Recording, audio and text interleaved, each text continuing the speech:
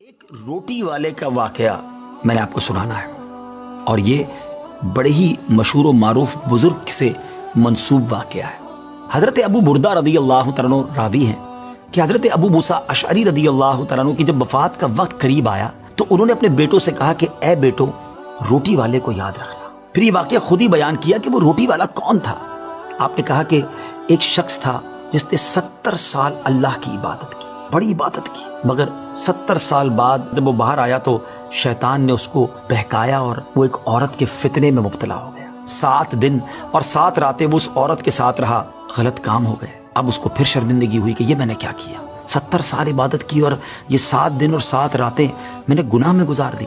بڑا شرمندہ، بڑا نادم، قدم قدم پر سجدے کرتا جاتا، توبہ کرتا جاتا۔ اب چلتے چلتے چلتے ایک مسافر خانے میں پہنچا تو وہاں 12 مسکین لوگ پڑے ہوئے تھے، لیٹے ہوئے تھے۔ اس نے بھی جگہ بنائی اور ان کے درمیان جا کر خود بھی گر کر سو گیا۔ اب رات میں ایک شخص آیا جو ان کو کھانا دیا کرتا تھا، روٹی دیا کرتا تھا۔ ایک ایک کر کے 12 روٹیاں لے کر آیا تھا، اس کو پتا تھا یہاں 12 مسکین رہتے ہیں۔ ایک ایک کر کے سب کو روٹی دینے لگا۔ وہ شخص جو یہاں آ کر اچانک بیچ میں آ کر لیٹا تھا، اس کو بھی وہ مسکین سمجھا اور اس کو بھی روٹی دے دی۔ لیکن ظاہر ہے کہ اگر ترتیب سے روٹی دیتے دیتے آگے آئے تو آخری نمبر والے کو روٹی نہ ملی، کیونکہ یہ تو 13 ہو چکے تھے۔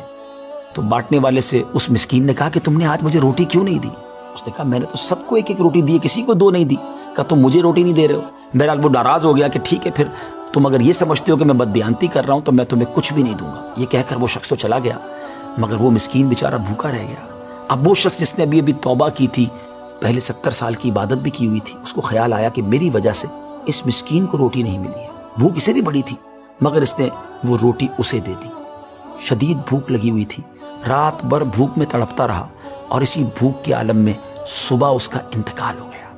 حضرت ابو موسیٰ اشعری رضی اللہ تعالیٰ عنہ فرماتے ہیں کہ جب یہ شخص اللہ کی بارگاہ میں پہنچا نا تو ایک پلڑے میں اس کی 70 سال کی عبادت رکھی گئی اور ایک پلڑے میں وہ 7 دن اور 7 رات کے گناہ رکھے گئے۔ تو فرمایا کہ وہ گناہ جو تھے وہ 70 سال کی عبادت سے آگے بڑھ گئے، یعنی اب اس کے لیے گویا حکم ہو سکتا تھا کہ وہ جہنم میں جائے، مگر ان 7 دن کے گناہوں کے سامنے وہ روٹی رکھی گئی اور اس روٹی کی برکت سے، کیونکہ وہ اخلاص کے ساتھ ایثار کی گئی تھی، مسکین کی مدد کی گئی تھی، وہ 7 دن کے بڑے بڑے گناہ معاف کر دیے گئے اور وہ جنت میں چلا گیا۔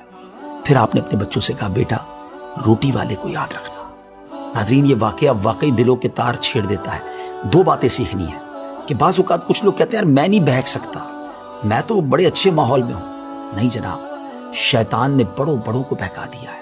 ہمیں اپنی صحبتیں اچھی کرنی ہوں گی، اللہ کریم سے شیطان کے مقابلے میں پناہ مانگنی ہوگی اور اپنے آپ سے ڈرتے رہنا ہوگا کہ نہیں میں بھی گناہوں میں مبتلا ہو سکتا ہوں، مجھ سے بھی کوئی بڑا گناہ کہیں نہ ہو جائے۔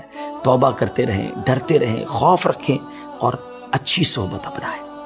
اور دوسری بات، صدقہ جو ہے نا وہ گناہوں کو مٹا دیتا ہے۔ صدقہ اللہ کی بارگاہ میں بڑا پسندیدہ ہے، غریبوں کی مدد کرنا یہ اللہ کو بڑا پسند ہے۔ ہمیں بھی چاہیے کہ وقتاً فوقتاً اپنے غریب پڑوسیوں، غریب رشتہ داروں، غریب مسلمانوں کی مدد کرتے رہیں۔ اور دعوت اسلامی کا شعبہ FGRF سبحان اللہ دکھیارے مسلمانوں کی شاندار انداز میں مدد کرتا ہے۔ سیلاب زدگان کی مدد کتنے بڑے پیمانے پر کی گئی اور یہ سارا سال ہی اب کچھ نہ کچھ سلسلہ رہتا ہے، تو آپ بھی FGRF کا ساتھ دیجیے، دکھیارے مسلمانوں کی مدد کیجیے۔ اللہ آپ کے رزق حلال میں برکت عطا فرمائے اور ہم سب کے گناہوں کو معاف فرمائے۔